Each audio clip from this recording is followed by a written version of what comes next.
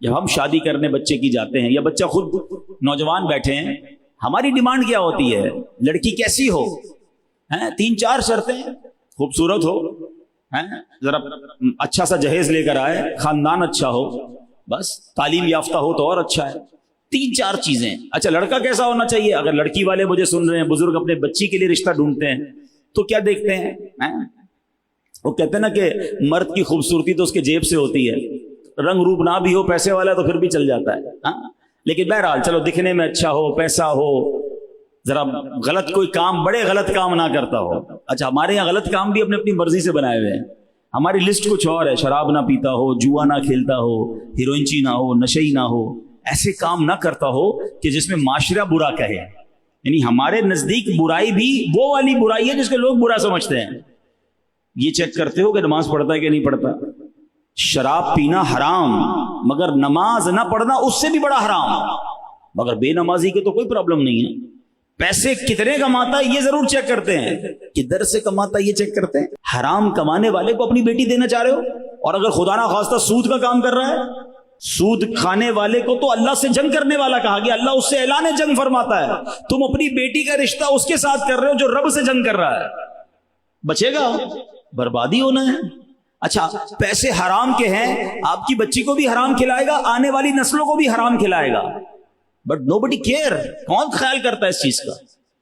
اللہ اکبر۔ اور اے نوجوانوں جو اپنی ہونے والی بیوی کے لیے، بچوں کی ماں کے لیے جو ڈیمانڈیں ہماری، پہلی ڈیمانڈ یہ ہونی چاہیے کہ وہ نیک ہے کہ نہیں۔ یاد رکھو عورت، ماں جو ہے نا وہ سب سے پہلی درس گاہ ہے بچے کی۔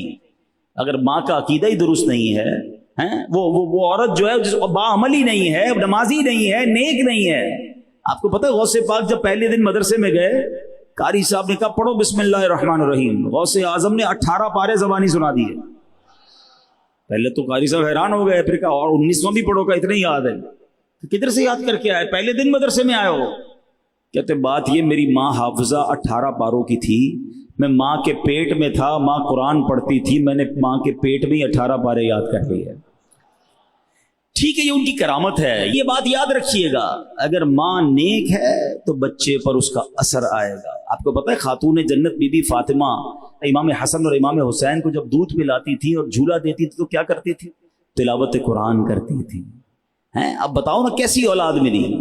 تو سب سے پہلا یہ فارمولا اگر آج سمجھ آ جائے نا، یقین کریں ہے بڑی گہری لائن، آج اس لائن کو یاد کر لو۔ اپنی بچی کے لیے رشتہ ڈھونڈنا ہو یا اپنے بیٹے کے لیے رشتہ ڈھونڈنا ہو، یا خود لڑکا سوچ رہا ہے کہ میں نے کہاں شادی کرنی ہے، یا میری بہن اگر کوئی سوچ رہی ہے، شادی اس سے کرنا جو اللہ کو راضی کرنے والی زندگی گزار رہا ہو۔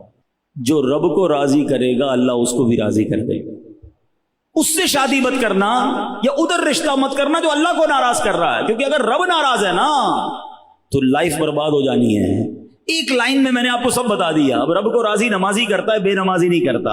رب کو راضی حلال کمانے والا کرتا ہے، حرام کمانے والا نہیں کرتا۔ رب کو راضی پردہ کرنے والی خاتون کرتی ہے، بے پردہ نہیں کرتی۔ ارے جس کا عقیدہ ہی صحابہ اہل بیت یا اولیاء کرام کے بارے میں درست نہیں، وہ شادی کیوں کرنی ہے؟ ہمیں سب سے پہلے یہ دیکھنا ہے اس کا ایمان کیا ہے، اس کا عقیدہ کیا، اس کے اعمال کیا۔ پیسہ تو آنی جانی شے ہے، آپ نے نہیں دیکھا کئی واقعات ایسے ہوتے، مالدار گھر میں بچی دیتے، تھوڑے دنوں بعد وہ کنگال ہو جاتا ہے، ہوتا ہے، کاروبار تباہ ہو گیا۔ لیکن اگر بندہ دیندار ہوتا ہے، بندہ اللہ کو پسند کرنے والا ہوتا ہے، اللہ کی رضا والے کام کرنے والا ہوتا ہے، اللہ پھر اسے کھڑا کر دیتا ہے، پھر اس کے اچھے دن آ جاتے ہیں۔ لیکن اگر کام ہی غلط کر رہا ہے، حرام کام کر رہا ہے، تو پھر بچنا مشکل ہو جاتا ہے۔